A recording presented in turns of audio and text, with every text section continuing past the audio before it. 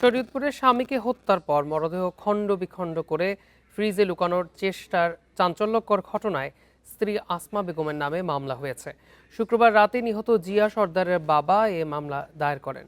Police জানায়, পারিবারিক বিবাদের জেরে মঙ্গলবার রাতে আসমা বেগম তার স্বামী জিয়া সরকারকে রড দিয়ে আঘাত করলে তার মৃত্যু হয়। মঙ্গলবার রাত ১টার দিকে শরীয়তপুর সদরের চন্দ্রপুর বাজার এলাকায় নিজ বাসায় মোবাইলে কথা বলছিলেন জিয়া সর্দার।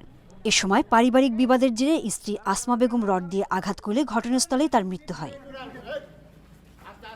হত্যার পর মরদেহ লুকাতে ছুরি দিয়ে দেহ খণ্ড বিখণ্ড করেন আসমা বেগম। পলিথিন ব্যাগে করে এক প্রতিবেশীর বাড়ির ফ্রিজে রাখার সময় সন্দেহ হলে স্থানীয় লোকজন তাকে আটক করে পুলিশে খবর দেয়। পরে পুলিশ জিয়ার মরদেহ উদ্ধার এবং আসমা বেগমকে গ্রেপ্তার করে। কিছু বিছনায় রক্ত পাইলাম, কিন্তু ঘরে প্রচুর গন্ধ।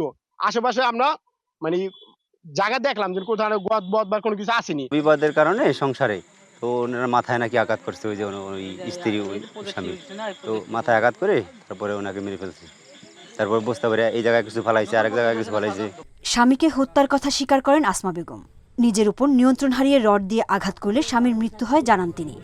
রড দিয়ে বাড়ি দিছি, এমনি এসে করি, আমি বুঝতে পারি না যে এত দ্রুত লেগে যাবে।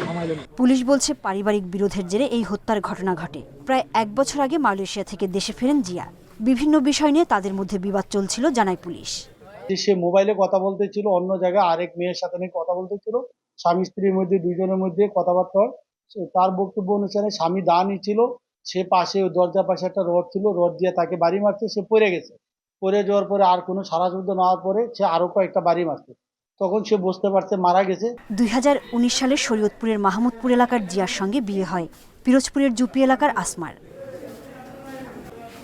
Independent news.